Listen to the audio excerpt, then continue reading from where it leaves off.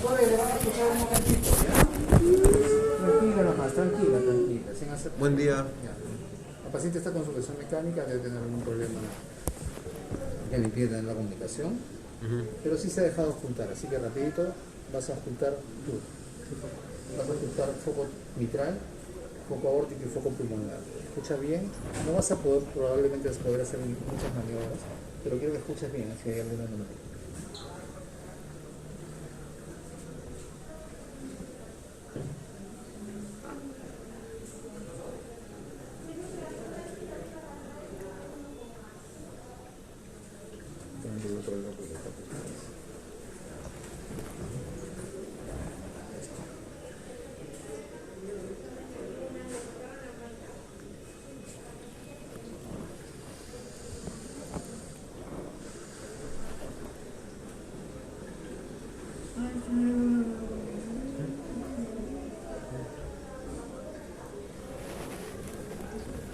No es Sara García, se parece,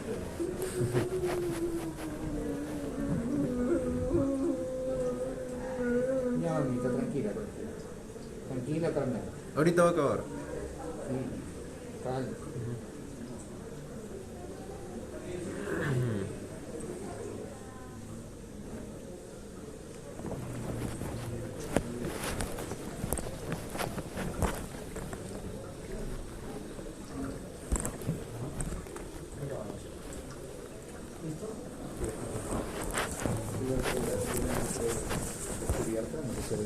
Gracias.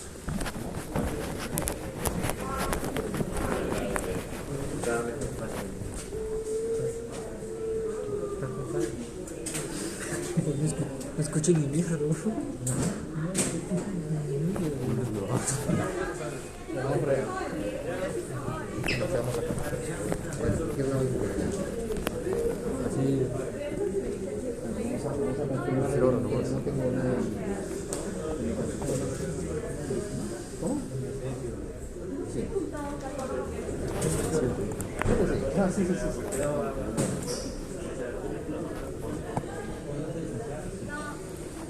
Esa es una buena pregunta.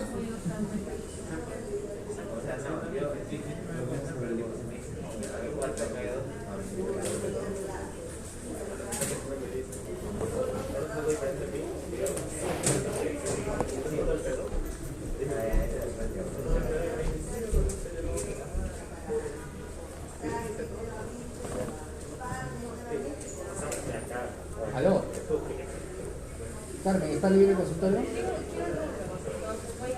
Ya, listo, gracias. Ya, a ver. ¿Qué se escucha? Disminuye la intensidad, o sea, se hace difícil escuchar. Sí, ¿qué más? ¿Algo más? El segundo ruido.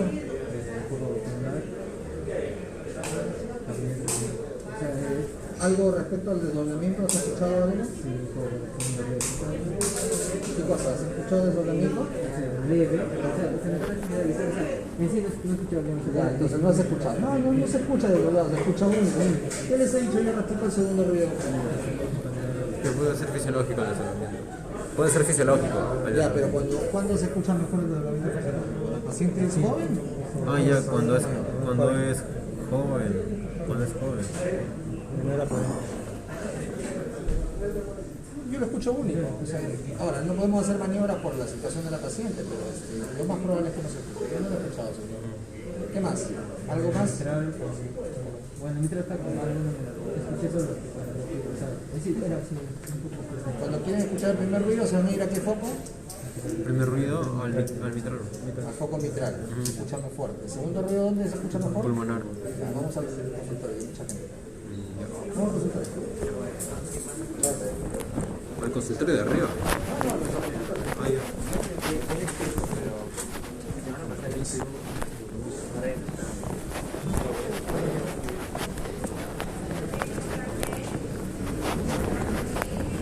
Buen día.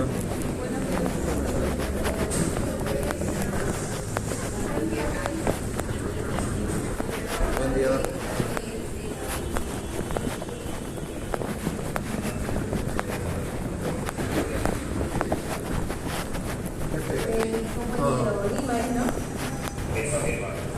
alguno con congénitas, doctor?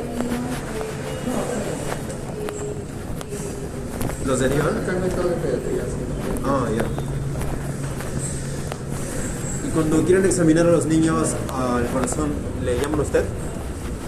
Sí, pero yo los examino y si tiene alguna sospecha congénita, tiene que hacerse la ecografía y se complican los medicamentos.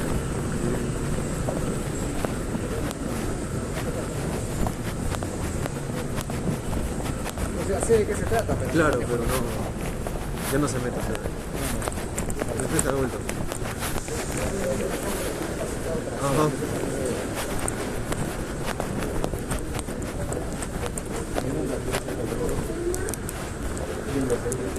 ¿Por qué, doctor?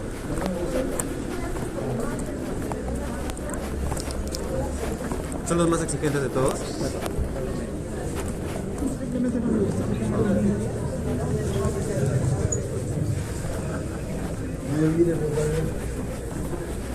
Aparte que es medio penoso ver a niños como si más serios.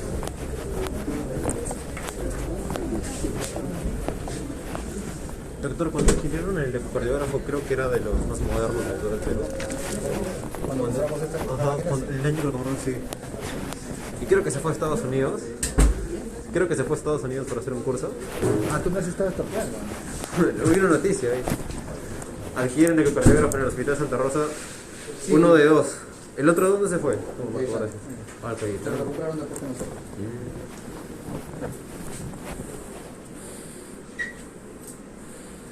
700.000 soles, ¿no? 700.000 soles. Porque tú eres medio stocker, ¿no? Más o menos. ¿Y qué es lo que lo hace diferente a los demás ecocardiógrafos? Lo hacía, ya no hay. Tiene horas superiores. En su momento era este equipo, cuando lo compramos, era el más moderno cuando lo compramos. Solamente lo teníamos nosotros y a las pocas semanas lo instalaron en Cayetano. Son los dos únicos hospitales públicos que teníamos este equipo. Luego empezaron a tener problemas. En 2013. Público, ¿no? Los privados sí compran.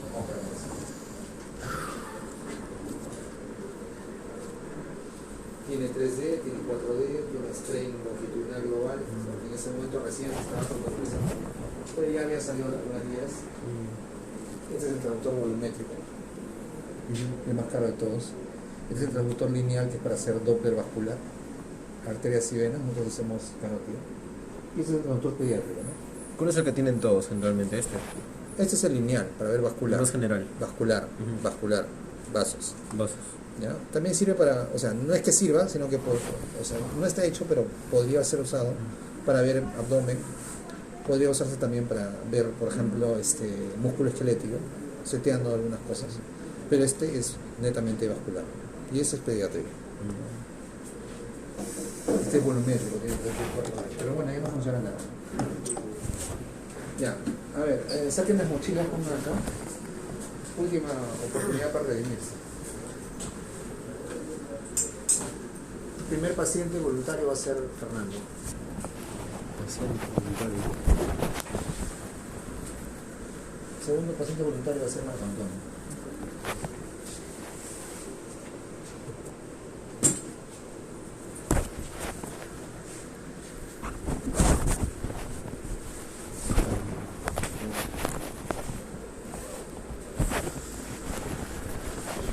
Le saco el estrado, ¿verdad? Sí, exactamente. O... Tú le tienes un polo abajo, ¿no? Sí. Sí,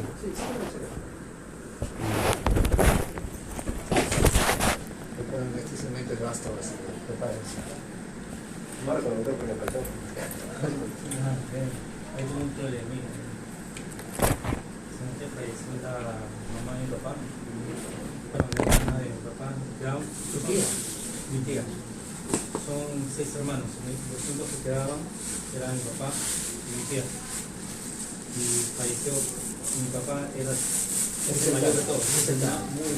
Entonces no le dijimos. Pero mi mamá le dijo, todos mis hermanos quedamos en no decirlo. Mi papá tenía 24 años. Y mi mamá se descompensó precisamente un día antes. Sí, pues bueno, uno tiene que elegir cómo manejar esas cosas. Yo particularmente soy partidario de decirle toda la verdad a las personas cuando están completamente conscientes, ¿no? Pero bueno, hay que tener Ya. Primer examinador, Marco Antonio. Vas a examinar en el paciente la posibilidad de que tenga una estenosis mitral. Necesito que ocultes solo un foco en solo una posición, en la mejor posición para ocultar el soplo de estenosis mitral. ¿Su nombre? Fernando. Voy a ocultar su pecho. Necesito por favor que sigan las indicaciones. Va a respirar, respirar, ¿no? Y lo va a botar suavemente, no tan profundo, y ahí se va a poner de costado. ¿Ya? Se va a poner ligeramente de costado. Sí, por favor. Se puede poner de costado. Ahí no.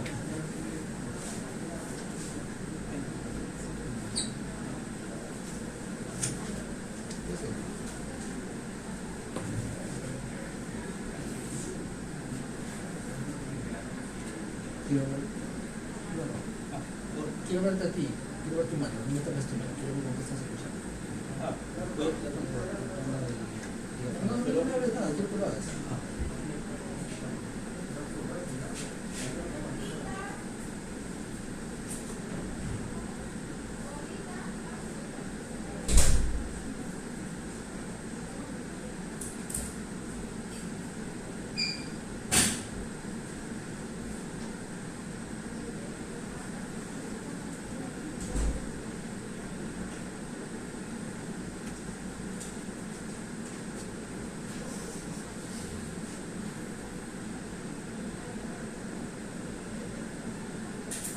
Ya, listo. Listo. No, todavía no trabaje el paciente número 1. ¿Cuál es el error?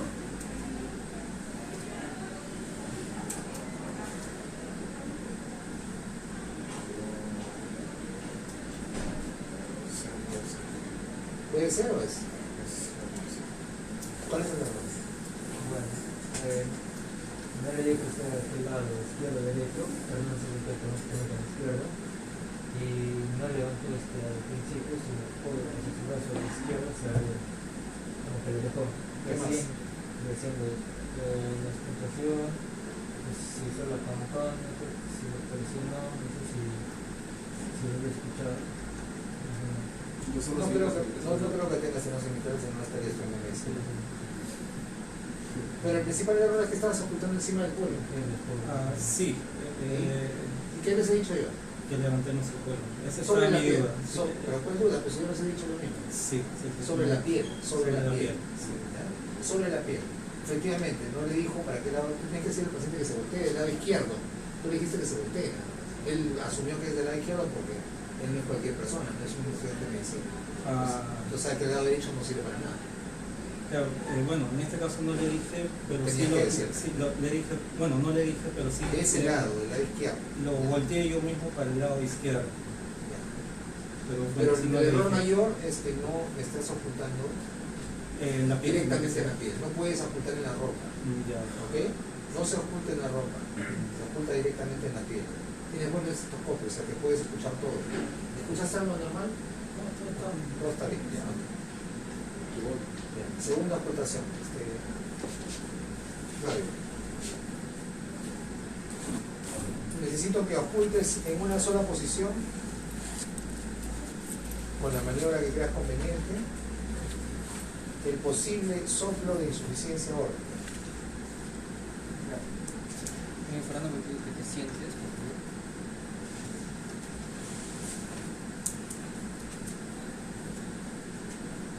Creo que se inclina un poco para adelante. Levántate bien el cuerpo, todo está bien. Ya, listo. Suelta la masa. Pero mira arriba, por favor. Ahí sí te parecen los pacientes que quieren que mirando hacia abajo van a escuchar.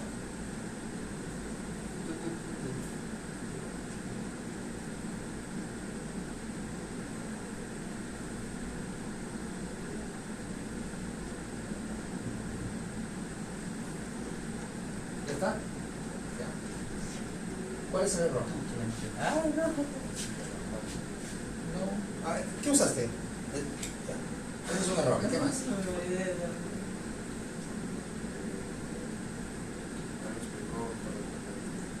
¿Qué faltó que le explique?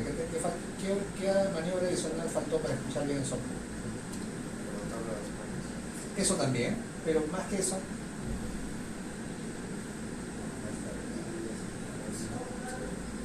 Sí, eso sí hizo, lo inclinó hacia adelante. ¿Qué más?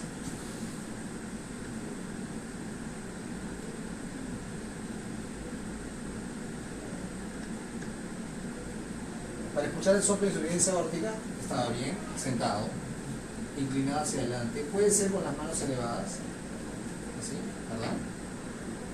El foco de ocultación, contrariamente a lo que uno pudiera pensar, no es el foco aórtico, ¿okay? Es el tercer espacio intercostal derecho. Ah, no, sí estaba haciendo derecho. Sí. Estaba haciendo derecho.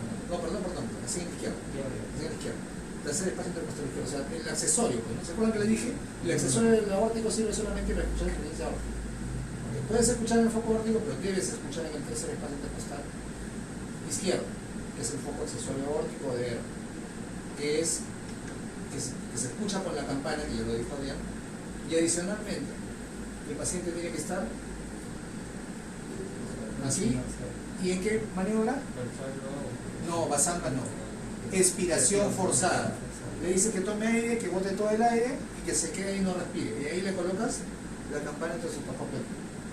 ¿Ok? ¿Está claro? Ya, listo. Ya puedes vestir.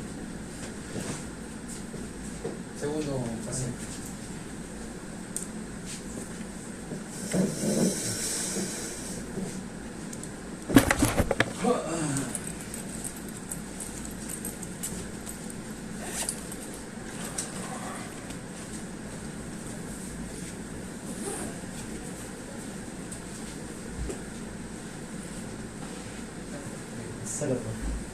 Sácate el cerqueta.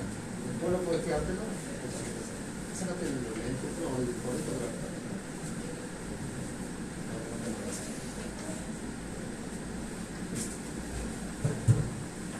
Ya, Fernando, quiero que me describas en el paciente Marco Antonio y ocultes, primero ocultas y luego me escribes. La irradiación del soplo de estenosis aórtica. Irradiación del soplo de estenosis aórtica. Primero ocultas para estenosis aórtica, ocultas la irradiación y luego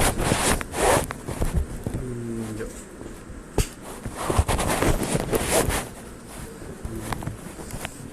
Buenos días, paciente Marco. Vamos a auscultarle la zona del pecho entre el corazón para poder verificar si es que tiene alguna anomalía. ¿Está bien? Sí, ya. Voy a descubrirlo. Por favor, un poco más arriba. Ya, muy bien.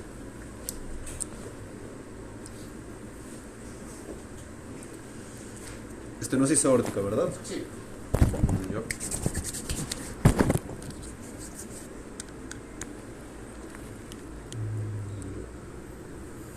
Tengo la zona de irradiación de la estenosis aórtica.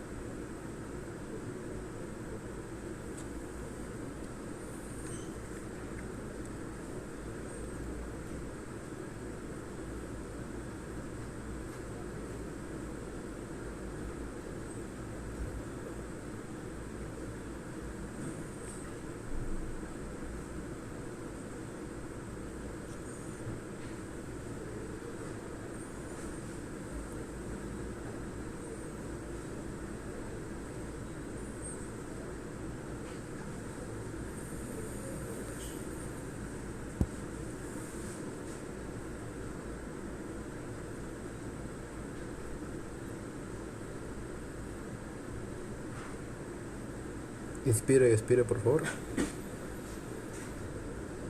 Tampoco tanto, normal, como lo haría normalmente.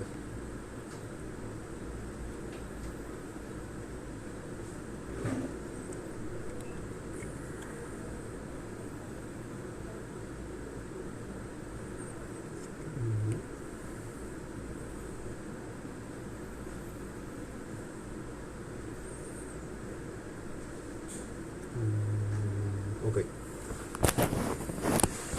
Ya, a ver, repítanos. Bueno, para verificar la estenosis aórtica primero tenemos que saber toda la irradiación toda la radiación que puede ser del soplo, que sería de esta Ya, esa pero manera. antes de eso, ¿qué tienes que hacer? Antes de eso, Escuchar el soplo, ¿no? claro. ¿Cómo te aseguras que es un soplo de estenosis aórtica? Eh, ¿Qué características auscultatorias se sugieren que es un soplo de estenosis aórtica? Bueno, para empezar, un soplo de estenosis aórtica debe ser un soplo sistólico. Correcto. ¿Qué más? Ya. El soplo debe ser de... ¿Cómo es la forma del soplo? Debe ser un soplo fuerte, creyendo y decreyendo, Correcto. porque nos indica la dificultosa salida de la sangre a través de la válvula aórtica, ¿no? ¿Qué más? Eh, Ya, auscultatoriamente, ya. Auscultatoriamente, ¿Dónde lo escucho más fuerte? lo voy a escuchar más fuerte en el foco aórtico, Ya. pero como sabemos se puede irradiar también, o sea, en el foco aórtico, luego bajar hasta el foco tricuspidio y luego al mitral, y se va irradiando de esta manera. ¿Y hasta dónde más se puede ir? Hacia este lado. ¿Solamente hasta el foco mitral? Se puede ir hasta el lado, Hasta la axila. hasta la axila, No les- ajá. no les ocupa la el foco axila. central. Hacia arriba, ¿hacia dónde se puede ir? Se puede ir también hasta esta zona de este foco, que es el... Supraclavicular, Ajá, supraesternal. ajá, En la realidad línea no, media. se van a las carótidas y no las escuchado el cuello. No lo he escuchado el cuello, pero estaba tocando el pulso. No toca el pulso porque solamente si tiene frémito vas a sentir. Tienes que escuchar las carótidas, ambas carótidas. Sí. ¿Qué más? ¿Qué podría escuchar yo en una estenosis aórtica severa en el foco mitral? Estenosis aórtica severa en el foco mitral. ¿Qué podría escuchar? Estenosis aórtica severa en el foco mitral. Podría escuchar un soplo por la ingurgitación. Por la... ¿Regurgitación de qué? Estenosis aórtica en el foco mitral. Una estenosis aórtica severa. Severa. Esa es una pregunta difícil, ¿no? Pero vamos a ver. ¿Qué Pero podría no- escuchar yo en el foco mitral con una estenosis aórtica severa? En el foco mitral voy a escuchar al no poder salir la sangre correctamente y al ser tan severa, eventualmente como la válvula mitral va a estar casi cerrada, entonces la sangre va a empezar a acumularse y lo que va a generar una hipertrofia del ventrículo izquierdo, lo que va a llevar a que la válvula mitral con el tiempo se pueda volver insuficiente. No, porque no se dilata el ventrículo. El ventrículo se hipertrofia en estenosis aórtica, no se dilata. Por eso una hipertrofia del ventrículo izquierdo. Pero eso lo vas a escuchar, ¿cómo lo escuchas? ¿Qué escuchas en el foco mitral? Escucharía en todo caso escucharía un chasquido. ¿Chasquido de qué? De Es eyección. histórico. No, eso no se llama chasquido de eyección. Si es severa y es calcificada, ya no vas a escuchar ningún clic eyectivo. ¿Qué podría escuchar yo? Fíjense que le estoy haciendo bien la pregunta. Sí. Esta es una pregunta como para un residente, pero a ver si puede. Tenemos una estenosis aórtica severa, calcificada. Además de escuchar el soplazo en el foco aórtico y la irradiación, ¿qué más podría escuchar yo en el foco mitral? En el foco mitral voy a escuchar... Va por el lado de que tú has dicho de que el ventrículo se va a hipertrofiar. Entonces, si se hipertrofia el ventrículo, esto va a producir un ventrículo. Sí, pero ese ventrículo va a ser un ventrículo insuficiente. duro. ¿Qué ocurre cuando el ventrículo es duro? Tiene poca distensibilidad. Baja la presión. Aurícula, ventrículo. ¿Qué ocurre con la aurícula? Tiene que Tiene que contraerse con más fuerza. para ¿Y que eso llegue cómo a se ser- traduce en la ocultación? ¿Ah? ¿Tercer ruido? Un soplo. ¿Qué ruido?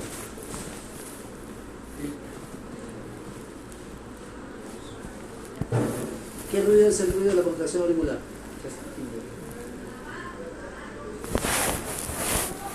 Contracción auricular. Cuando se controla la aurícula. ¿Por qué suena el tercer ruido? El tercer ruido suena por el llenado ventricular. El llenado del primer radio. ¿Y el cuarto ruido? Por la contracción auricular. ¿Y? Cuarto ruido. Cuarto ruido. Cuarto ruido. No es una pregunta fácil, es una pregunta difícil. Podría escuchar sí, entonces tengo que escucharle todo. ¿Cómo escucho? Ya, ¿tiene paciente? Allá. Adrián. Ponga al paciente en posición de auscultación y ausculta el tercer ruido.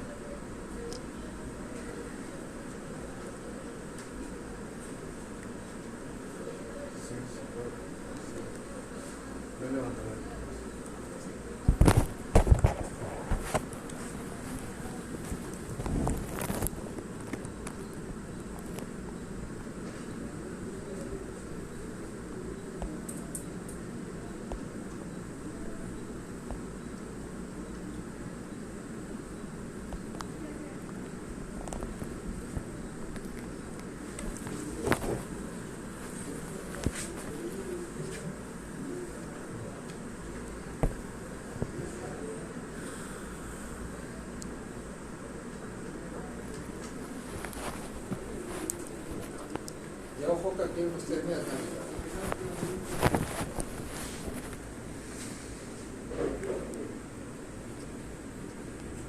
Doctor, ¿cómo se llama esa Un vuelta? ratito, después voy a hablar.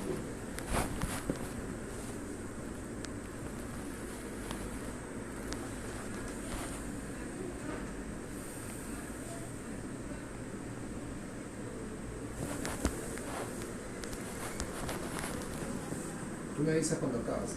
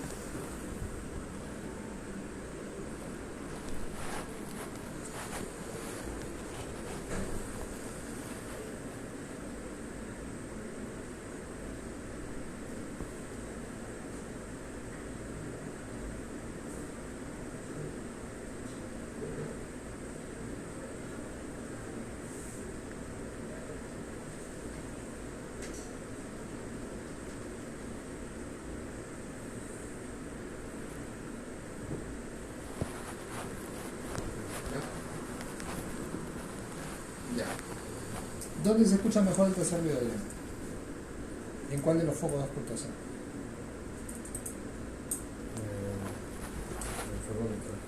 En el foco mitral. Pues fue el último que se ha ocultado. Te has paseado por todos los focos. Vamos a suponer que querías escuchar todo. ¿En qué posición se escucha mejor el tercer ruido? Tú también, Adrián.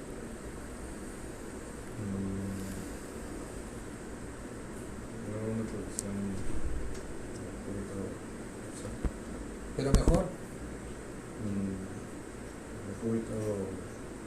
la posición de Pacho. ¿Y por qué no lo hiciste? Ahora sí te acuerdas. Lo que has hecho bien es usar la campana, pues se escucha con la campana. Foco mitral con la campana de cúbito lateral izquierdo. ¿Ok? ¿Está claro para todos? Sí. ¿Sí? Sí. Estas son las cosas que yo les tengo que evaluar a ustedes en el examen práctico. No las preguntas que les hacen en su examen de estudio. Para eso yo soy su profesor de práctica. Porque les va a enseñar cómo van a examinar las cosas. ¿Ok? Sí. Ya tengo sus notas en mi cabeza. ¿Qué quieren hacer? ¿Quieren que repasemos algunos temas del segmento o quieren que empecemos de una vez con los temas de gastro? Para gastro hay 3 semanas. ¿Ah? Para gastro hay 3 semanas. Vos se pregunta, ¿qué quieren hacer? Ya paciente Marco Antonio. Vamos a empezar con hacer un ¿Qué quieren hacer ahora? ¿Quieren que repasemos algunos temas de cardio o quieren que empecemos de Algunos con temas de gastro? cardio. ¿Qué cosas quieren repasar? Hipertensión, insuficiencia. No, hipertensión arterial y infarto, puede ser. enfermedad coronaria. Ajá. La hipertensión arterial es importante porque es una de las enfermedades más prevalentes en el mundo. Aproximadamente 25, dependiendo del país, ¿no? Entre 25 y 30% de la gente en el mundo tiene hipertensión. Y la hipertensión como tal es importante porque es el factor de riesgo más importante de enfermedad cardiovascular. Cada vez que hablamos de enfermedad cardiovascular, hablamos de enfermedad coronaria, enfermedad cerebrovascular, enfermedad arterial periférica, muerte de causa cardiovascular.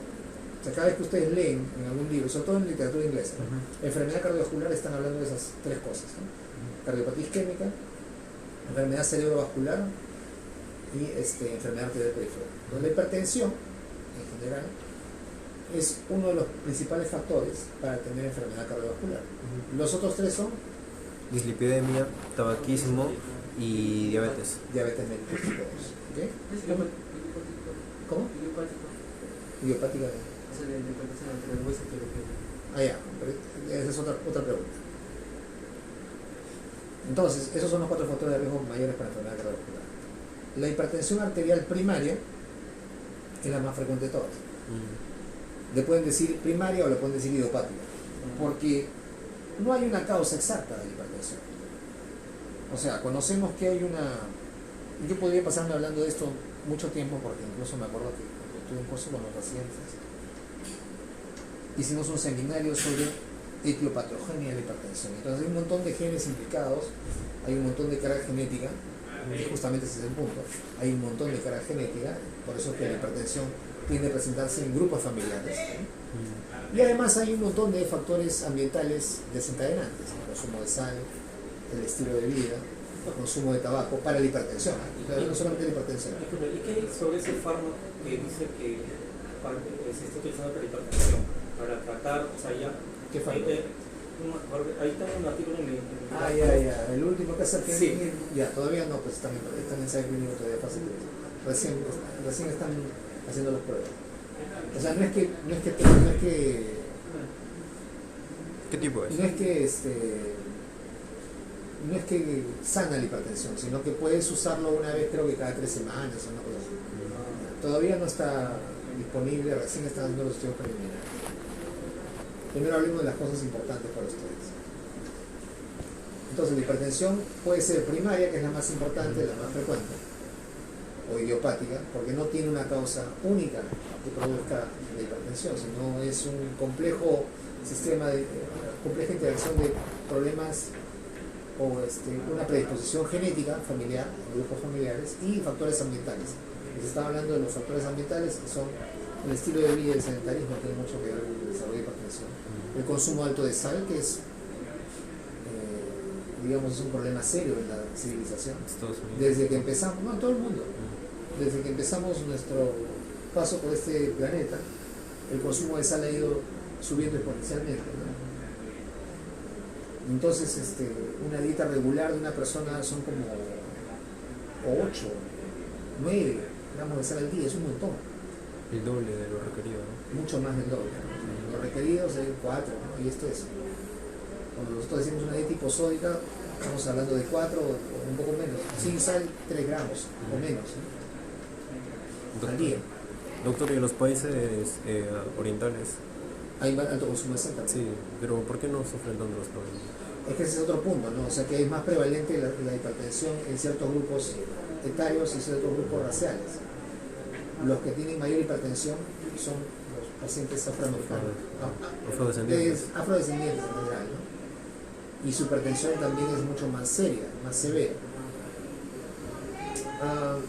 Aquí en el Perú hay una gran prevalencia de hipertensión en la costa y en la selva, no tanto en la sierra. En la selva tienen una prevalencia incluso más alta que en la costa. Por si no lo sabían, les deben haber dicho eso en la clase. ¿No los han dicho? En la selva hay una prevalencia más alta de hipertensión incluso que en la costa. ¿Cuáles son entonces los factores que desencadenan la hipertensión? Primero, lo más importante es tener un antecedente familiar de hipertensión en la familia. Bueno, el padre, madre, hermanos. Ese es probablemente el determinante mayor. Pero además influyen algunos factores ambientales, como les dije, ¿no? O sea, el sedentarismo, el consumo excesivo de sal, la obesidad para el desarrollo de hipertensión. Existe otro tipo de hipertensión que es la hipertensión secundaria, que deben haberles hablado también. ¿Les han hablado de hipertensión secundaria en clase? ¿Sí o no? Sí. Me contestan con una seguridad que no saben ni siquiera la clase que les han dictado. La hipertensión secundaria está producida por otras enfermedades, como por ejemplo Insuficiencia. insuficiencia renal. ¿Qué más?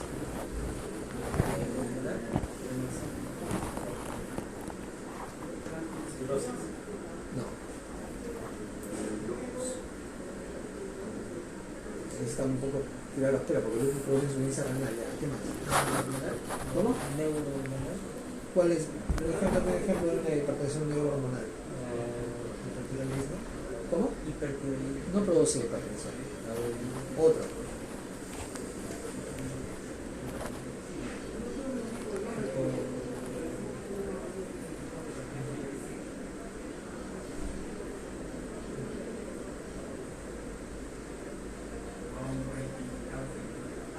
El hipotiroidismo no produce Aumento del gasto cardíaco. Pero hipertensión. Hiper. no, el hipo. ¿Cómo? El hipo.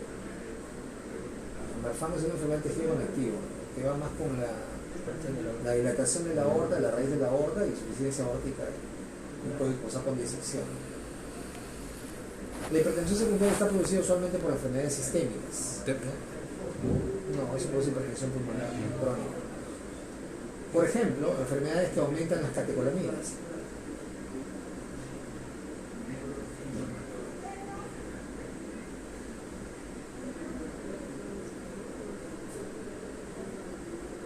¿Cómo se llama esa enfermedad?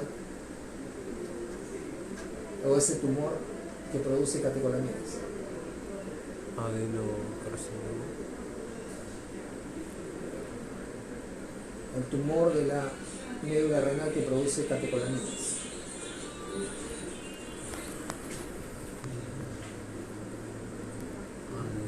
Adenoma hepático. ¿De qué estoy hablando? De la glándula suprarrenal. ¿Cómo se llama el tumor de la suprarrenal que produce catecolaminas?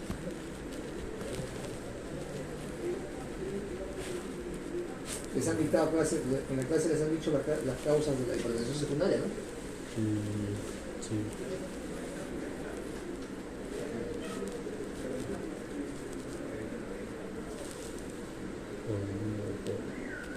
Feocromocitoma. ¿No les han hablado de eso en la clase?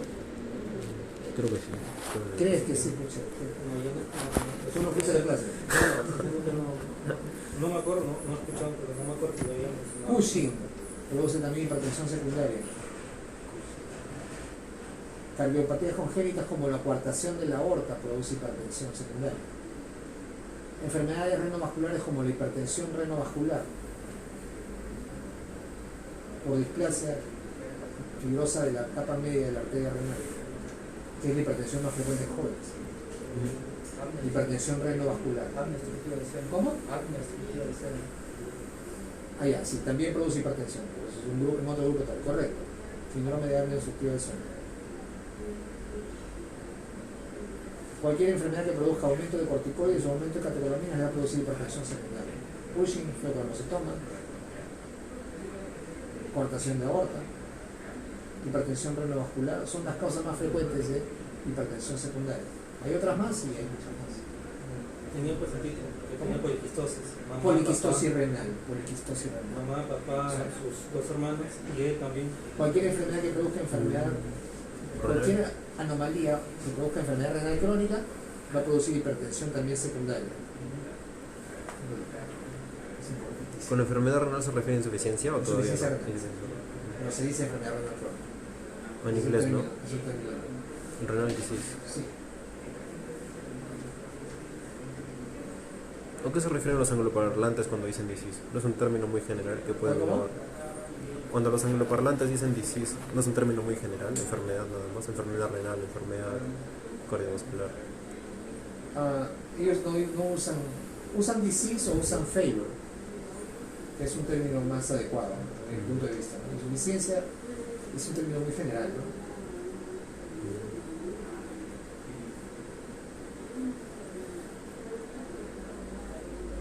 Un poquito que tengo, es muy importante, tiene que ver con mi tono.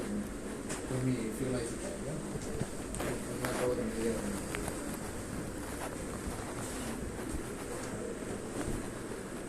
Entonces, la hipertensión secundaria está causada por una enfermedad sistémica que, como parte de sus manifestaciones, produce hipertensión. Se llama secundaria porque es secundaria a otra enfermedad. Entonces, yo, para eliminar o disminuir la probabilidad de que la hipertensión continúe, yo debo tratar la enfermedad primaria. El que tiene coartación de aorta, le pondré su prótesis aórtica para que la aorta ya no esté estrechada y no provoque hipertensión. En el que tiene el Cushing, que usualmente cuando es síndrome de Cushing es debido a un tumor neuroendocrino, de hipófisis, Cushing es macro o micro. Creo que es macro, no, micro de mejor. Ya lo revisaremos. El macro que es el sí, pues es el Cushing. Sí. Entonces tendrán que sacarle el tumor que produce ACTH. Es un paciente que tiene feocromocitoma, tendrán que quitarle el tumor. Otros pacientes que tienen hipertensión, que no es primaria, son los pacientes que tienen, y esto se ve con cierta frecuencia, son los pacientes que tienen síndromes paraneoplásicos. Entonces, me preguntan, ¿cuáles son las causas de hipertensión secundaria? Hipertensión renovascular en jóvenes en la cabeza, coartación de aorta, feocromocitoma, síndrome de Cushing, son los más frecuentes. Son los que siempre buscamos en un paciente joven, al cual diagnosticamos hipertensión. Porque la hipertensión aparece regularmente entre los 25 y los 45 años. Ese es el rango etario en el cual aparece la hipertensión primaria, la hipertensión idiopática.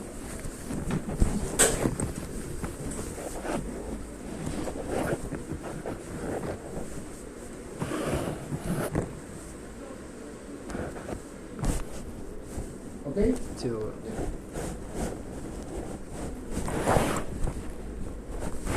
Clínicamente, el paciente hipertenso puede no tener ningún síntoma, puede ser completamente asintomático y lo detectamos solamente cuando le medimos la presión arterial. Entonces, para el diagnóstico de hipertensión arterial, más importante que los síntomas es el antecedente familiar de hipertensión en familiares de primer grado.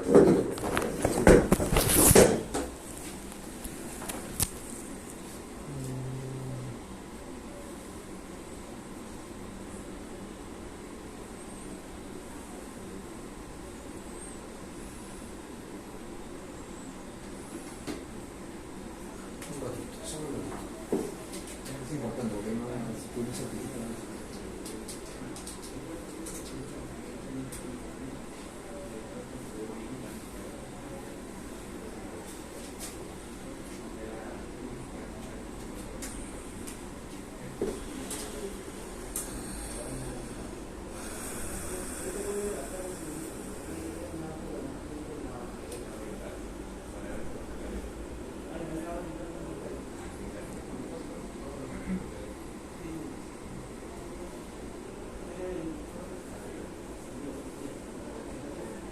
Nosotros usamos un USB que se toca para la firma digital, para la firma electrónica, y eso se vence cada año.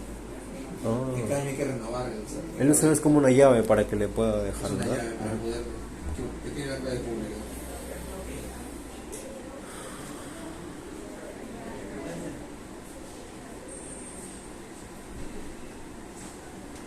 ¿Es del OPC eso? ¿Cómo? ¿Es del OPC? No, eso es del hospital. Oh. Como tenemos nuestro sistema de historia electrónica, la firma digital está, la firma digital utiliza un sistema que se llama criptografía asimétrica, donde una clave pública está en el token y la clave privada es la que yo tengo en mi cabeza. Cada vez que utilizo un token y tengo que firmar, el sistema me pide una clave. Yo meto mi clave, que la sé solamente yo, Sí. hace match con la clave pública que está en el token y se confirma mi identidad.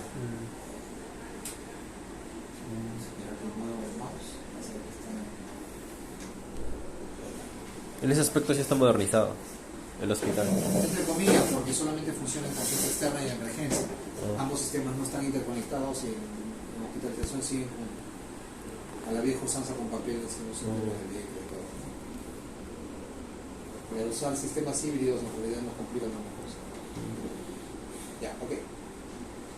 Entonces, desde el punto de vista clínico, lo más importante para diagnosticar hipertensión arterial es primero el antecedente de la hipertensión en la familia, en familiares directos, padre, madre o hermanos.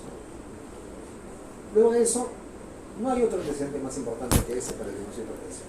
Desde el punto de vista personal, es importante las cosas que les he mencionado respecto al estilo de vida, ¿no? Sedentarismo, obesidad, consumo de tabaco, eso básicamente. Pero el diagnóstico se hace clínicamente midiéndole la presión al paciente. Una medición de la presión arterial no hace el diagnóstico de hipertensión. Yo necesito 2 o más mediciones en condiciones ideales. Las condiciones ideales para medir la presión de una persona son varias y están escritas por la Asociación Americana de Cardiología. El paciente tiene que estar en reposo por lo menos 30 minutos o no haber consumido café o no haber hecho ejercicio por lo menos 30 minutos en reposo, sentado con el brazo apoyado en una mesa. Yo tengo que hacer 3 mediciones y el promedio de las mediciones es la medida que yo tomo. Eso sería una medida.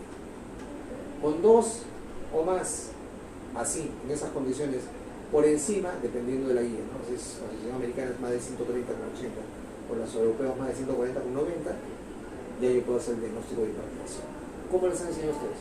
¿Más de 140 con 90? Sí. La guía americana es el corte 130-80. ¿No? Porque hay más riesgo en Estados Unidos. No.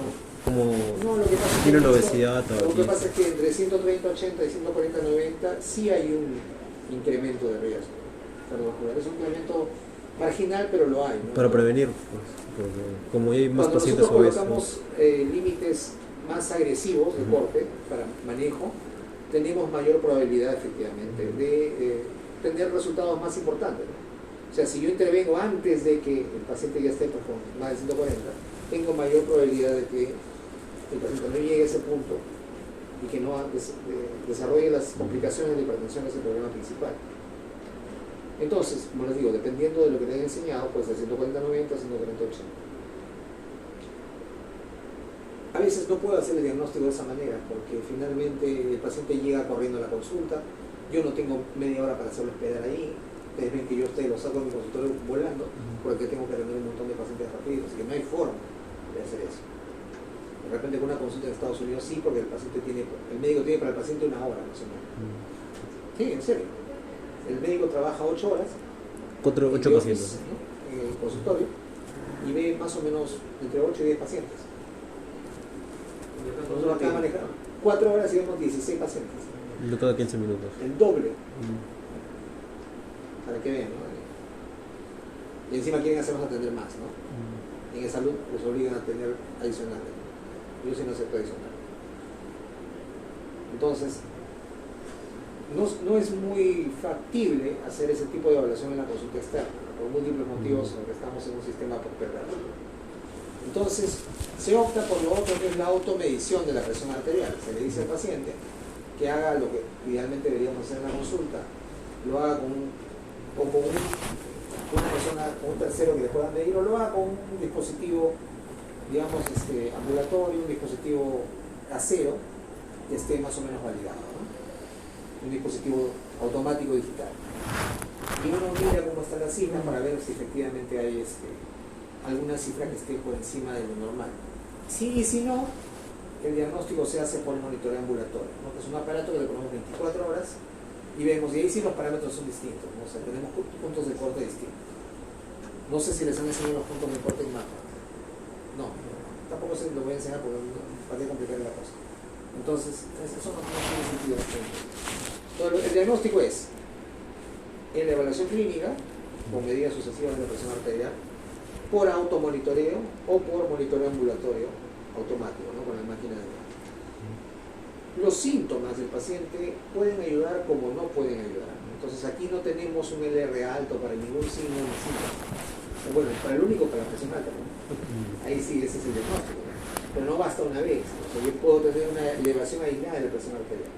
En este momento me molesto, por ejemplo, porque ustedes no saben responder las preguntas y me sube la presión, ¿no? Entonces, eso no significa que, bueno, yo sí soy hipertenso, pero eso no significaría necesariamente que sea hipertenso. Yo tendría que demostrar de que tengo varias cifras elevadas en varias situaciones. ¿Toma medicamento, doctor? Sí, claro. Yo me trato también. ¿Qué toma? Eso me interesa, eso es mi información. Y entonces, ningún síntoma del paciente hace el diagnóstico de hipertensión. Lo único que hace el diagnóstico de hipertensión es la medición. Ya está.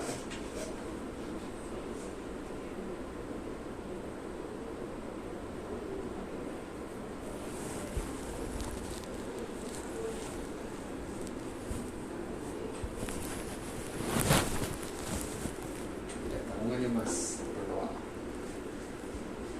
El toque. No se lo puede perder por nada del mundo eso, ¿no, doctor? No, si se me pierde tengo que denunciar.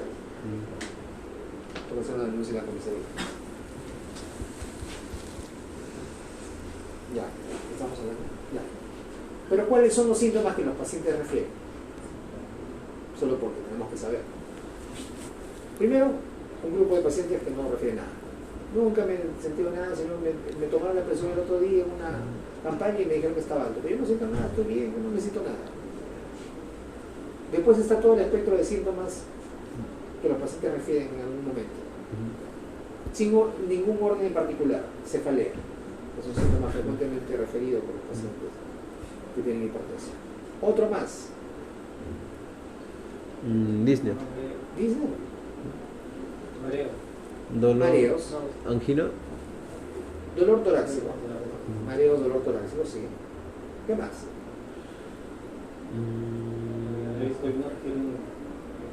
La visión dice se pone borrosa o me quema la cara.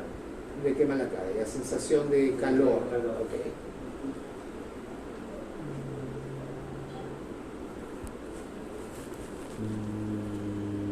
Vale, eso es la frase. Bueno, yo le voy a complementar, ¿no? Pero voy a estar dando la frase. Dolor opresivo. Dolor torácico, ya dijimos. Que usualmente es inespecífico. ¿Ya? Puede haber más que disnea fatiga a medianos esfuerzos, ¿no? Porque la hipertensión produce una sobrecarga de trabajo, ¿no? En el corazón, y puede haber fatiga. Para que haya disnea tendría que estar regulando la presión, ¿no? Y usualmente hay otros síntomas.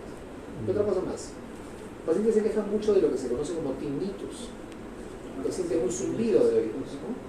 Cefalea, zumbido de oídos, sensación de calor, de bochorno, que parece que tuviera menopausia, pero es muy joven, dolor torácico, fatiga, disnea en el peor de los casos. Son los síntomas frecuentemente referidos por pacientes que tienen hipertensión. Pero, repito, y eso es el más importante punto en el diagnóstico clínico de hipertensión, la ausencia de síntomas no elimina la posibilidad porque el diagnóstico es con la medición de la presión arterial.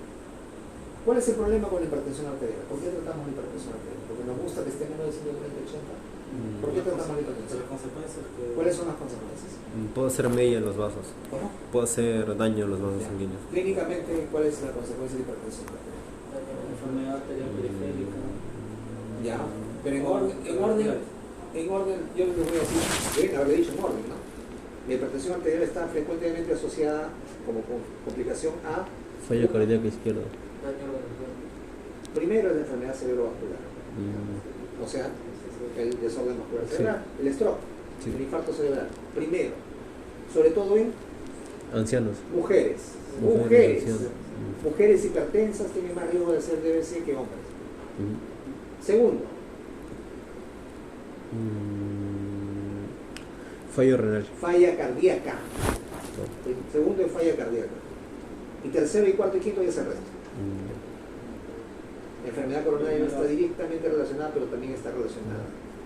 Falla renal también está relacionada. Un hipertenso severo no tratado puede tener retinopatía hipertensiva y quedarse ciego, sí, pero es más frecuente en los diabéticos. Sí.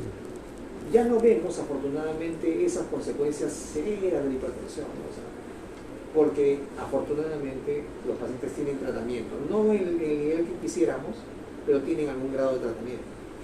Entonces, las consecuencias más importantes son la enfermedad cerebrovascular, la falla cardíaca, la enfermedad coronaria, la enfermedad renal, insuficiencia renal o falla renal. Entonces, puede haber además, en general, la hipertensión puede producir daño en cualquier vaso de cualquier punto de nuestro cuerpo, porque la hipertensión es a todo nivel. Pero esos son los cuatro más importantes. Por eso tratamos la hipertensión. Por eso nuestras metas son bajar la presión a niveles normales para evitar que en el futuro ocurra cualquiera de esas 4 o más complicaciones que van a dañar la calidad de vida del paciente, ¿no? O sea, una cosa es que yo sea hipertenso y viva mi vida más o menos normal como yo, que sea una persona productiva que de repente me dé un stroke y me incapacite y me quede hemipléjico. No puedo trabajar, soy una carga para el Estado, para mi familia y no puedo producir. ¿Te das cuenta? Sí. Eso cambia por completo la vida de las personas.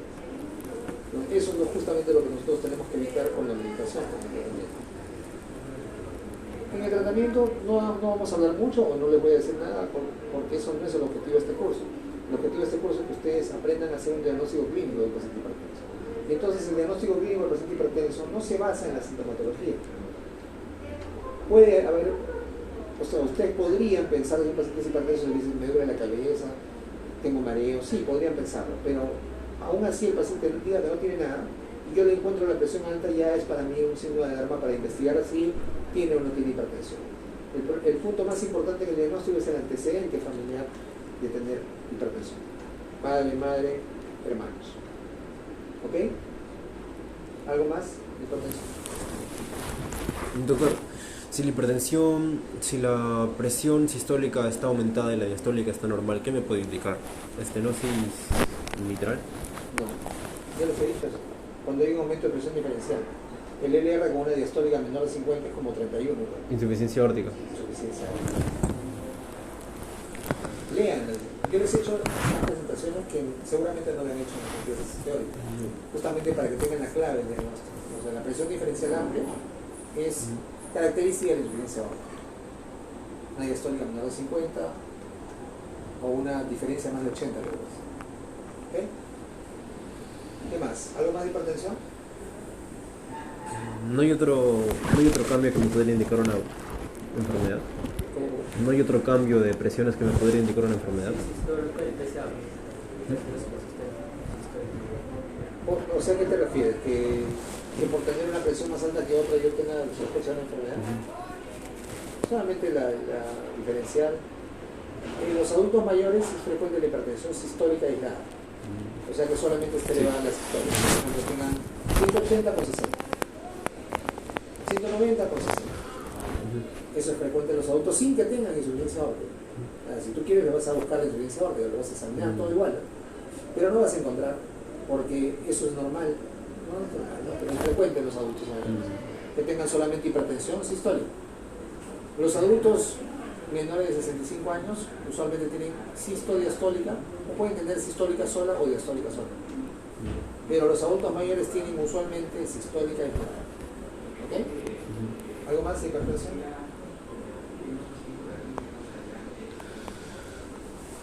Ya. Un tema más, así al toque. ¿Valvulopatías? No, valvulopatía les ha dado un montón. ¿Enfermedad coronaria? La enfermedad coronaria, ¿qué cosa quieren repasar de la enfermedad coronaria?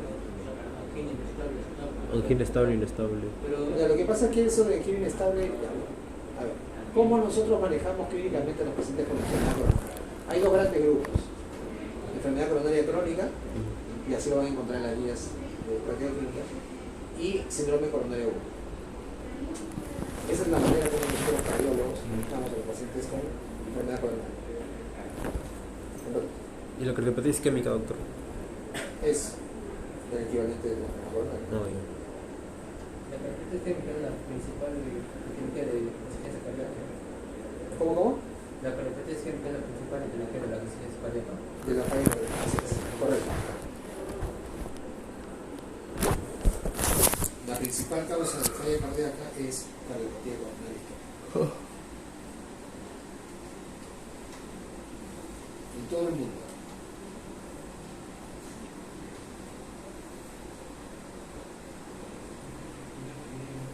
Doctor, ¿y factores de riesgo para la aterotrombosis? Ya ustedes.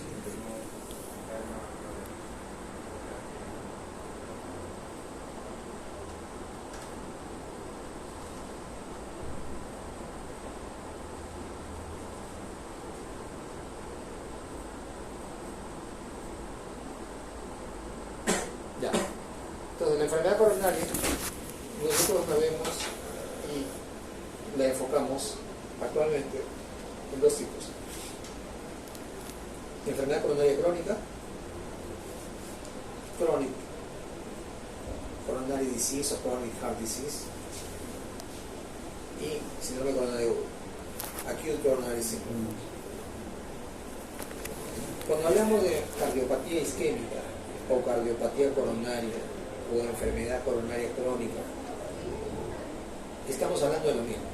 Estamos hablando de la arteriosclerosis que produce obstrucción de las arterias coronarias, o sea, del corazón, y eso finalmente lleva a isquemia o necrosis. Isquemia es cuando solamente se produce cambios bioquímicos, dolor como respuesta clínica a esos cambios, y en los casos severos en los cuales se produce la obstrucción total del vaso se producirá necrosis, que es infarto. Cada vez que hablamos de infarto hablamos de necrosis, de muerte celular. Eso tiene que tenerse bien claro en la cabeza, para que no se confunda. Hay muchos términos que se manejan dependiendo de los libros, si está en castellano, en inglés, y ustedes tienen que saber identificar. O sea, por eso les digo, cardiopatía isquémica, enfermedad coronaria crónica, cardiopatía coronaria isquémica, son todo lo mismo. Todas hablan del mismo fenómeno, aterosclerosis en las arterias coronarias, que produce isquemia y o puede llegar a necrosis. ¿Okay? El proceso de aterosclerosis es un proceso hasta cierto punto normal, empieza cuando nosotros nacemos. Se han detectado placas pequeñitas de ateroma en niños recién nacidos. Entonces empieza cuando nacemos y se acelera por ciertos factores. Hace momentos dijimos que habían 4 factores de riesgo mayor para la enfermedad cardiovascular, entre las cuales se encuentra justo esta, la enfermedad coronaria, la cardiopatía isquémica. Entonces, cuando tú preguntas cuáles son los factores de riesgo para la enfermedad coronaria, son los mismos que hemos dicho: hipertensión, diabetes, Dislipidemia, y tabaquismo. ¿Ok? Por eso, yo les estoy enseñando de manera sistemática para que no se me olvide. Cuando hablamos de enfermedad cardiovascular, estamos hablando de enfermedad cerebrovascular, de cardiopatía isquémica y de enfermedad arterial periférica. Y ahí para esas 3, los 4 factores de riesgo mayores son los factores de riesgo para tener esas enfermedades. Entonces, la cardiopatía o la enfermedad coronaria crónica se refiere a aquellos pacientes en los cuales la aterosclerosis ha ido avanzando de a poquitos y va cerrando progresivamente la luz de la arteria. Este cierre progresivo, esta estenosis progresiva de las arterias coronarias, ¿cuáles son las arterias coronarias?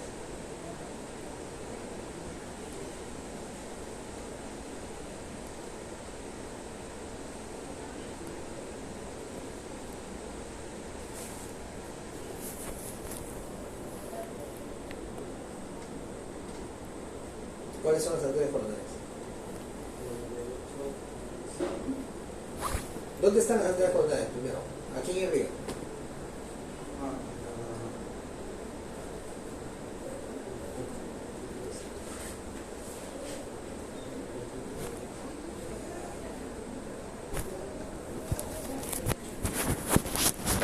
Aquí en arriba.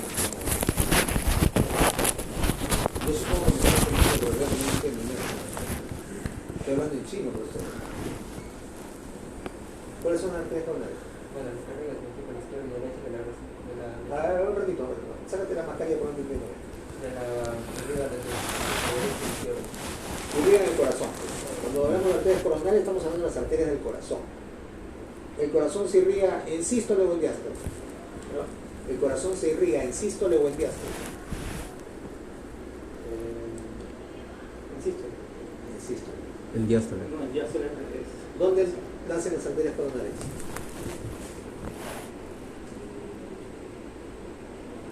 Esta es la primera clase que les he dictado. Les intenté explicarles cómo se gráfico de y así tienen que aprender el Senos de Basalo. ¿Ah? Senos de El Basalo. seno de basada de la válvula, De la válvula. De la válvula que está aórtica. de la válvula aórtica, pues ahí nacen las coronarias. Yo les he mostrado esto.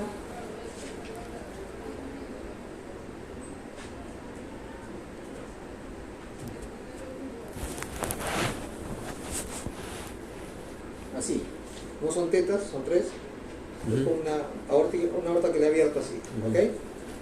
Aquí están los orificios de las coronarias, ¿ok? Los ostium se llaman, ostium de la coronaria. Esto deben haberlo disecado en anatomía. Ya no se acuerdan de ese curso. Entonces, cuando la sangre sale, ¿verdad? Imagínense, la sangre sale, esta ostium está tapado, ¿verdad? Sí. Cuando la sangre tiende a retornar de la aorta, se cierra la válvula y ahí se irriga en diástole las coronarias. Por ahí, en ese momento pasa la sangre por las coronarias para irrigar el corazón. Entonces, el corazón se irriga en diástole. Normalmente, ¿qué fase dura más? ¿La sístole o la diástole? La diástole. La diástole. Entonces, si por algún motivo aumento la frecuencia cardíaca, es a expensas de la Diástole. diástole. Por eso es que el paciente que tiene enfermedad coronaria tiene angina cuando hace esfuerzo, cuando sube la frecuencia cardíaca, porque disminuye el periodo de diástole y en ese momento sufre el corazón, porque la circulación es insuficiente. ¿Por qué? Porque la arteria, de lo que era así un canal normal, ahora está tapada. ¿Ok? Es el mismo principio que se acuerda, ¿no? Cuando el paciente hace ejercicio, cuando tiene un problema de POC, o perdón, de PIT, ¿no? Cuando un trastorno de la alteración de la difusión de la membrana alveolar capilar. En reposo está más o menos, pero cuando luego hace ejercicio su saturación baja. Sí. ¿Se acuerdan? ¿No? De golpe. Más o menos es el mismo principio. Cuando un paciente tiene enfermedad coronaria, en reposo puede estar más o menos bien. Está con una frecuencia 70, 80.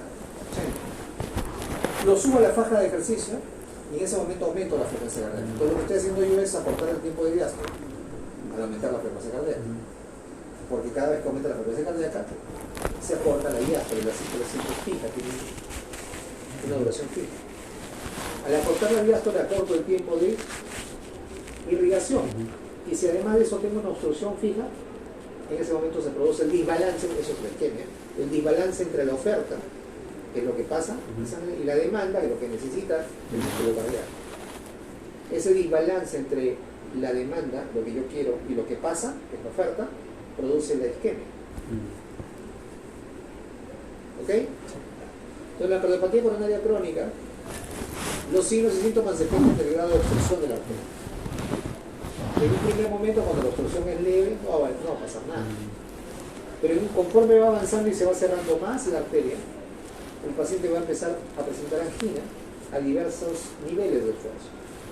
La angina es el dolor de tipo cardíaco, de tipo coronario, de origen cardíaco, vamos a decirlo porque así como se dicen los libros en inglés, y tiene ciertas características clínicas. Las características clínicas son primero el inicio del dolor. El dolor se desencadena con el esfuerzo. ¿Sí? Ese que dice, me duele el pecho. Lo primero que le pregunto es, ¿en qué momento te duele? Cuando estoy echando mi cama, eso no es así. El dolor de cardiopatía isquémica, el dolor coronario, duele en esfuerzo. Primer punto. Segundo punto, la característica o la calidad del dolor. ¿Cómo es el dolor de la enfermedad coronaria? ¿Opresivo o qué más? ¿Ardor? Urente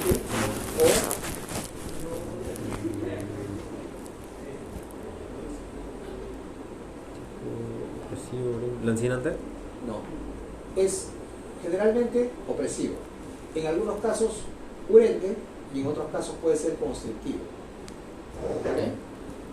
Mayormente es opresivo. O sea, lo que yo siento, usted, para que le digan a los pacientes, es como si tuvieran un pie que me está aplastando el pecho. ¿Okay? Ese dolor opresivo, urente o constrictivo, ¿dónde duele? ¿En qué parte? Mediastino izquierdo. No, no duele al lado izquierdo, duele Mediastino retroesternal, en el medio, retroesternal. Esa es la ubicación del dolor de enfermedad coronaria isquémica. ¿Okay? Retroesternal. Entonces, el dolor empieza con esfuerzo. Dependiendo del grado de obstrucción, será primero a grandes esfuerzos y después irá evolucionando, ¿no? A medianos esfuerzos hasta pequeños esfuerzos. Hablando de enfermedad coronaria crónica. Luego el dolor es opresivo, constrictivo o urente. Se quema, me quema. La irradiación típica del dolor es al cuello. ¿Ok? ¿Ya han visto ustedes que eso es por qué? Es un dolor de tipo porfírico. Es un dolor referido. Eso, hay tres tipos de dolor. Dolor Referido. visceral, Ah, ya. parietal y referido. ¿Se acuerdan de eso o no? Este es un dolor referido, porque lo que duele no es el mismo corazón en sí, son las sustancias que se liberan y activan los mecanismos del dolor. Y el dolor referido es hacia el cuello, primariamente. Puede doler hacia el cuello o hacia la parte interna. El brazo. El brazo. No se adormece, duele, se siente lo mismo.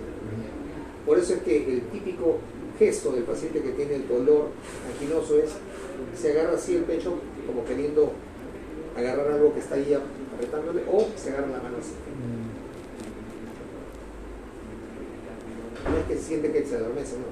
Siente lo mismo que siente aquí, lo siente aquí. Entonces esta es la posición, o esta. Así van a ver al paciente entrando en emergencia, ¿no? De esta manera, despacio, porque si se acelera le duele más. En esta posición. Puede o no ir acompañado de signos neurovegetativos. O sea, puede ir acompañado de náuseas, diaforesis, sudoración fría, vómitos incluso en algunos casos. Regularmente el dolor se desencadena en el esfuerzo. Si desencadena en reposo o a mínimos esfuerzos, ya es otra cosa, o sea, ya es síndrome coronario agudo. ¿Ok? Entonces, la enfermedad coronaria crónica ocurre de esa manera, se van cerrando las arterias y los pacientes típicamente relatan la historia que ustedes les han contado, la historia de la angina de esfuerzo, que empieza en algún momento, empezó hace algunos meses o años con angina a grandes esfuerzos, después de unos meses fue a medianos esfuerzos y ahora es a pequeños esfuerzos. ¿Qué ha estado pasando en ese tiempo? La arteria se ha estado cerrando por acumulación de ateroma. ¿Ok? El diagnóstico es netamente clínico. Yo, para confirmar el diagnóstico, dependiendo de cuál es el riesgo del paciente, el riesgo isquémico me refiero, y eso se evalúa con algunos scores, yo voy a proceder a hacer una u otra prueba que va a confirmar el diagnóstico. La prueba definitiva es la coronariografía. O sea, le inyecto contraste a las arterias del corazón para mirar dónde están obstruidas. Ese es el diagnóstico definitivo. Pero no siempre llego a ese diagnóstico. ¿Cuándo llego a ese diagnóstico? Cuando el paciente tiene alto riesgo. O sea, alto riesgo lo calculo yo con algunos indicadores que en este momento no tiene sentido que les diga, porque eso es manejo del paciente. En algunos casos puedo utilizar una prueba que se llama score de calcio coronario. ¿Les han hablado de eso en la clase? Entonces mejor me dejo. ¿Y la prueba de esfuerzo? ¿Les han hablado de la prueba de esfuerzo? ¿Que camina? La ergometría, la prueba en la faja. Sí, Eso justamente es lo que no sirve, pero bueno. En el momento actual nosotros utilizamos solamente o score de calcio coronario o utilizamos prueba de perfusión miocárdica o coronariografía, ¿no? Cateterismo cardíaco. La prueba de esfuerzo es un examen que no está hecho para diagnosticar enfermedad coronaria, sino para ver el riesgo del paciente del cual tenemos una alta sospecha de enfermedad coronaria. Dependiendo del score de Duke, es un score predictivo. La prueba de esfuerzo, nosotros decimos que el paciente tiene una angina de alto riesgo, de riesgo intermedio o de bajo. Y dependiendo de eso, pues ya viene mal. Pero eso no es motivo de cosa. Entonces, ese es el paciente con enfermedad coronaria crónica. El paciente con síndrome coronario agudo tiene dos características. Un dolor del mismo tipo, que se ocasionó recientemente a pequeños esfuerzos y que no para por más de 30 minutos. ¿Okay? O un dolor en reposo, que igual tiene más de 30 minutos y que no para. La característica del dolor es la misma. La diferencia es que se inició hace poco y no para. Tiene más de 30 minutos. Un episodio de angina de un paciente con enfermedad coronaria crónica le duele, se para y en 10 minutos o 15 como máximo se va el dolor. Porque baja la frecuencia cardíaca, otra vez vuelve la situación basal, por eso el camino al paciente. Pero un paciente con síndrome coronario agudo, lo que está ocurriendo no es solamente el desbalance, sino que seguramente una placa se rompió y está obstruyendo parcial o totalmente una arteria. Y regularmente eso ocurre no en una placa que ha ido avanzando crónicamente, sino en una placa mediana. Son placas que llamamos placas inestables. Se rompe por algún desencadenante, como el ejercicio. Por ejemplo,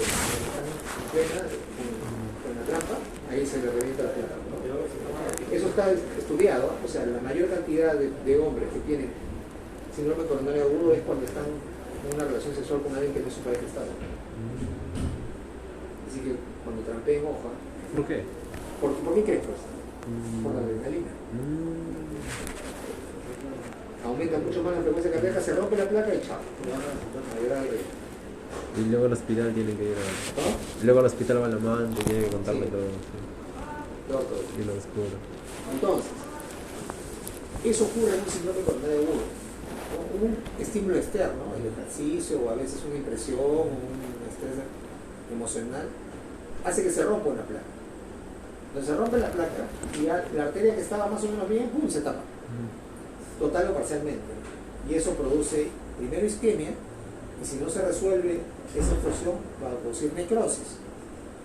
Necrosis es lo mismo que infarto. Cuando ustedes hablan de infarto, estamos hablando de que la obstrucción de la arteria ya produjo muerte de células miocárdiacas.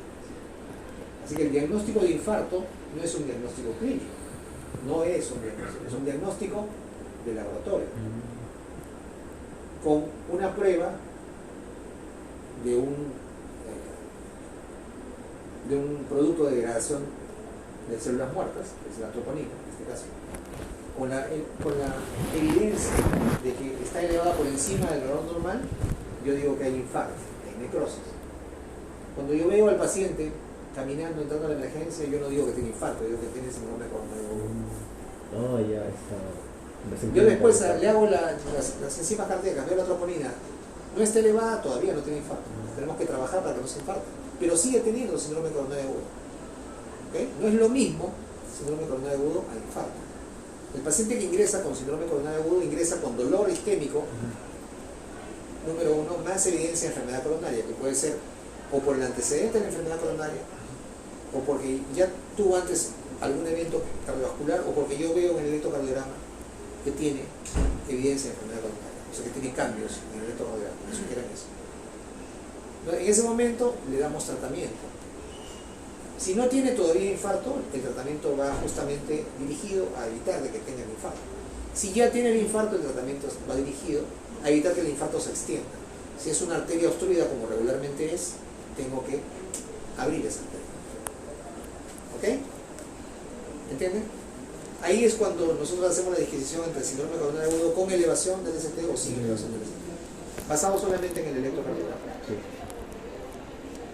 Si está elevado el ST elevado. Si no está elevado, o sea, si está deprimido o está normal, es todo ST no elevado.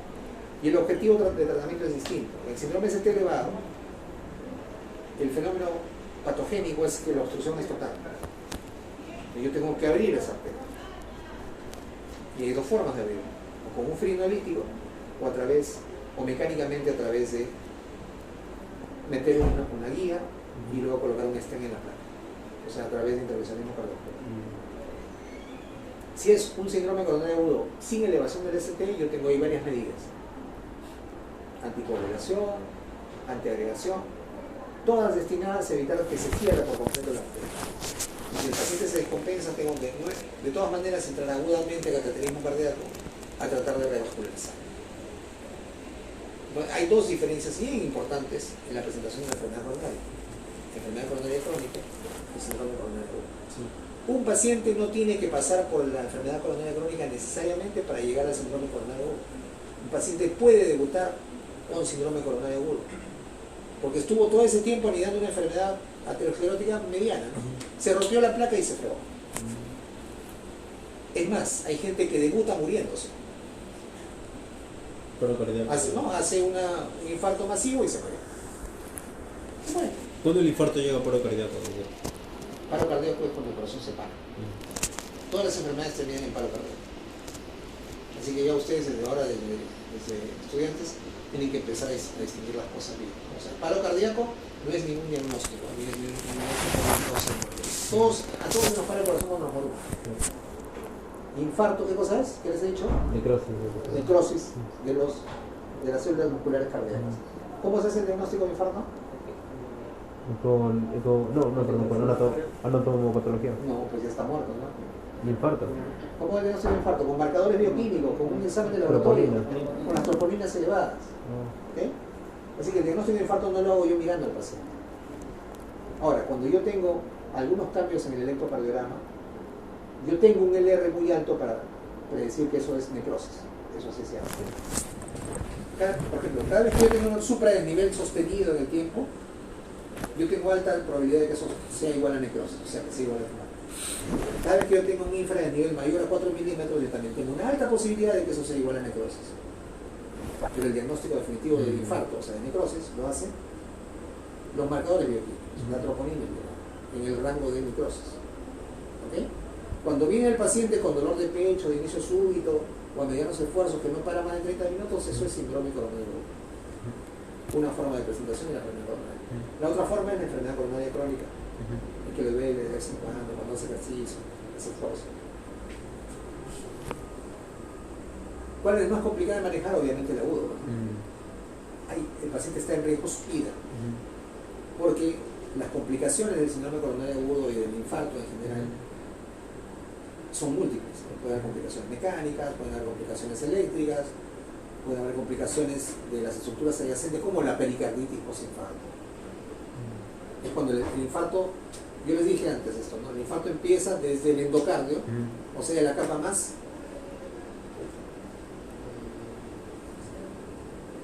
externo o interno. ¿El endocardio es externo o interno? ¿Ah? No, endo es interno. El infarto empieza desde ahí, ¿ok? Desde la parte interna, desde el endocardio hacia afuera. ¿Okay? ¿Por qué? Porque la circulación en el endocardio es terminal. La circulación, acuérdense ustedes, las arterias coronarias que salen de los ostiums de la aorta, derecho e izquierdo, van por fuera del corazón y penetran hacia el corazón. Las arterias coronarias son dos, coronaria derecha y coronaria izquierda. Pero la coronaria izquierda se divide rápidamente y tiene dos ramas. ¿Cuáles son? ¿Qué? Háblame fuerte. ¿Cuáles son las ramas de la coronaria izquierda? ¿Anterior y posterior? No, me están inventando. Descendente anterior y circunfleja. Y la coronaria derecha es coronaria derecha. Entonces, las arterias viajan por fuera y se meten en la profundidad porque el corazón es hueco, ¿no? Menos de eso se acuerda, ¿no? Es hueco. Okay. Este es el grosor del miocardio. Por aquí está la arteria coronaria y se mete. Cuando hay una obstrucción de las arterias epicárdicas, por eso se llaman epicárdicas, porque están por fuera. Primero sufre el endocardio. Si esa obstrucción es transitoria y se resuelve, puede haber un infarto solamente en esta zona. Un microinfarto.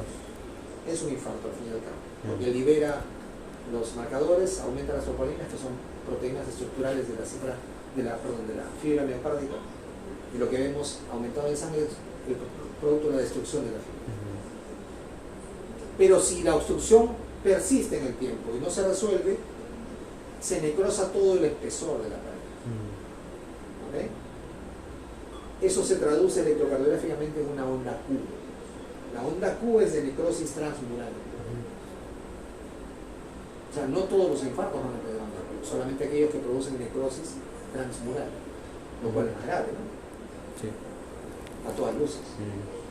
Si yo tengo un infarto que llamamos infarto no Q, por eso que deben haber escuchado por ahí, infarto Q, infarto no Q, entonces solamente tengo necrosis de una porción del endocardio. ¿Okay? El término de angina inestable significa un síndrome coronario agudo sin infarto. Ahora me entienden a qué me refiero.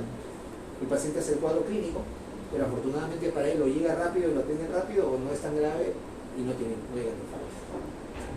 Eso se llama al final angina de Estado. Pero el paciente que llega con síndrome coronario agudo y produce necrosis será infarto. Será infarto Q o no Q dependiendo del electrocardiograma. Y entonces, cuando un paciente llega a la emergencia y yo tengo 1, dolor torácico isquémico, que es el tipo que se menciona, Sí. más 2, evidencia de enfermedad coronaria, yo digo que el paciente tiene síndrome coronario agudo. Lo que hago es mirar el electrocardiograma. Si hay elevación del ST, y puede haber sin elevación del ST. Este se llama síndrome coronario agudo, ST elevado. Este se llama síndrome coronario agudo, ST no elevado. Conforme avanza el tiempo, Sí. puede o no haber necrosis. O sea, necrosis es infarto. ¿Ok? La mayor parte de los ST elevados van a un infarto Q. O sea, un infarto de toda la pared. Necrosis transcraniana. Una pequeña parte hace un infarto no Q. Al revés, los pacientes que tienen síndrome coronario sin elevación del ST, la mayoría van o a un infarto no Q, o sea, necrosis, pero sin formación de onda Q, o a una angina inestable. O sea, hicieron el síndrome coronario agudo, pero no hicieron necrosis. Y solo un pequeño grupo va a un infarto. Así es, en la vida real. Eso tiene que estar en nuestra cabeza. ¿Y cómo lo trata? Ah, eso es otra cosa. Eso no te voy a decir ahora. No tiene sentido. Eso no lo van a preguntar a ustedes. No les han enseñado también. Las estrategias son distintas para uno y para otro. ¿Así les han enseñado? ¿Y un infarto cuánto tiempo tiene para tratar al paciente antes de que tenga daño? Cuando se infartó, ya no puedo hacer nada por hacer más que se infartar. Lo único que puedo hacer, el tratamiento que le doy yo es para evitar que el infarto se extienda. Entonces, si es un ST elevado, por eso les digo, tienen que pensar de esta manera. Si es un ST elevado, el sustrato patogénico es que hay un trombo obstruyendo completamente la arteria. Entonces, lo único que puedo hacer yo en ese caso es abrir la arteria. ¿Cómo lo abro? Tengo dos formas. Con un medicamento que es un fibrinolítico, cualquier fibrinolítico, igual que plazas, tenectoplazas, de los que usamos ahora, no del siglo pasado, no estreptoquinasa, esa vaina ya es para animales. O mecánicamente a través de cateterismo cardíaco. Meto una guía, con la guía rompo el trombo y luego coloco un esquema para mantener la arteria abierta. ¿Okay? Esas son las dos únicas formas. ¿Qué es lo mejor? Lo segundo. ¿Cuántos hospitales del MINSA pueden hacer lo segundo agudamente? Ninguno. Así que si se infartan, mejor que sea en el extranjero y tengan un seguro internacional. Porque aquí ningún hospital del Ministerio de Salud hace eso de manera aguda. Se muere el paciente. Así es. O sobrevive también. Se muere o sobrevive con falla cardíaca. La mayoría sobrevive al primer infarto, ¿verdad? Sí.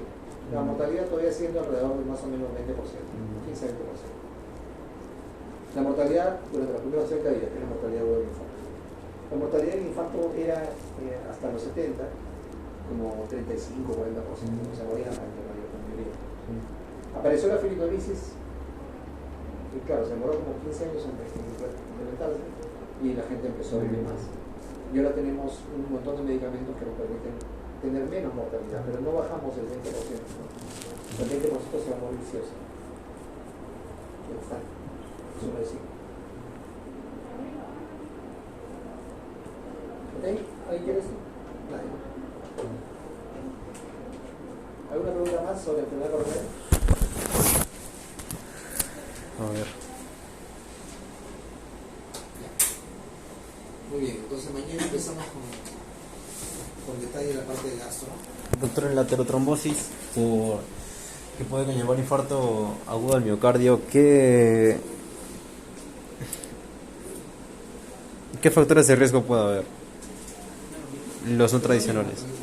Pero, por ejemplo, infecciones por helicobacter, así, infecciones por clamidia, así, citomegalovirus, o sea, factores de riesgo no tradicionales.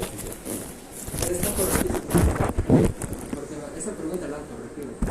Factores de riesgo no tradicionales, el más importante probablemente sea apolipoproteinemia, hiperhomocisteína, o sea, son cosas que no tienen nada que ver con infección.